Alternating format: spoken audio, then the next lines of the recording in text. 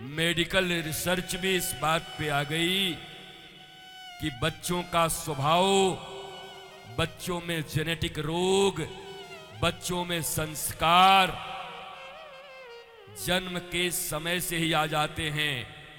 अगर जन्म के समय 3 संस्कारों के ऊपर जो परम वैज्ञानिक संस्कार हैं भारत के लोगों ने ध्यान देना शुरू कर दिया, तो आने वाली पीढ़ियां प्रहलाद, मीरा, ध्रुव की तरह आएंगी, विवेकानंद बन जाएंगे लोग, और नहीं तो रावण, कंस और दुर्योधन का भीड़ तो लगा ही हुआ है, कोई कमी है नहीं।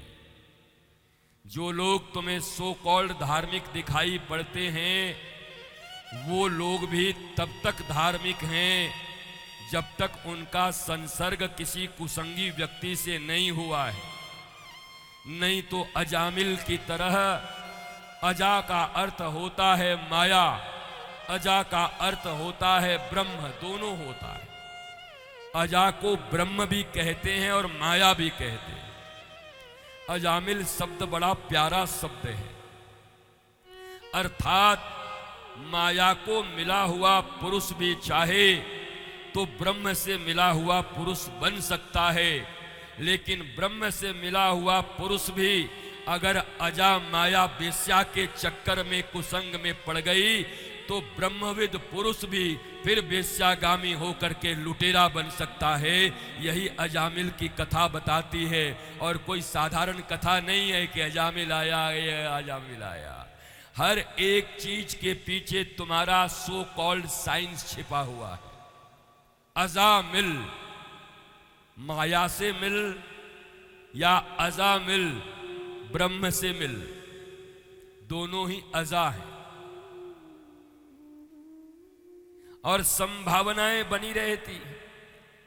प्रहलाद ने अपने पिता को कहा कि पिताजी, इस जीवन में शरीर के ऊपर आत्मा का भी एग्जिस्टेंस है। पिताजी, इस चमड़े, हड्डी और खून से बने मांस के लोथड़े शरीर में रहते हुए भगवान की उपलब्धि करना, आनंद को उपलब्ध करना और समाज के बीच भगवत प्रसाद का वितरण करना ही मनुष्य का परम धर्म है। पर मैं देख रहा हूं कि आपका अस्तित्व में भी विश्वास नहीं, भगवान में भी विश्वास नहीं। 5 साल के अपने बेटे के ऊपर अत्याचार करने से भी तुम पीछे नहीं हट रहे हो, आसुरी विद्या का प्रकाश कर रहे हो।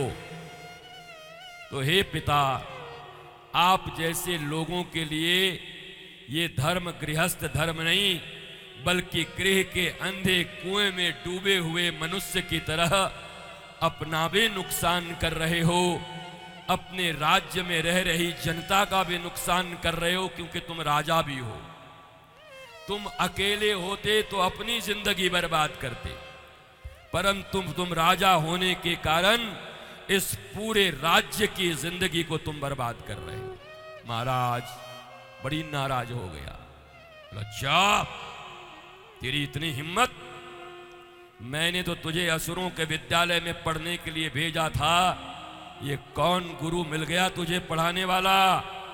प्रहलाद ने भी मुस्कुराते हुए कह दिया, पिताजी, हमको पढ़ा सके अभी ऐसे कोई गुरु नहीं है। आपका बेटा तो मैया के गर्भ से गुरु नारद से पढ़ा पढ़ाया हुआ आया हुआ है। अब इसको अलग से पढ़ने की जरूरत नहीं है, पढ़ के ही आया हुआ है। इसीलिए मैं कह रहा हूं, बच्चे बाद में नहीं बनते, बने बनाए जन्म लेते।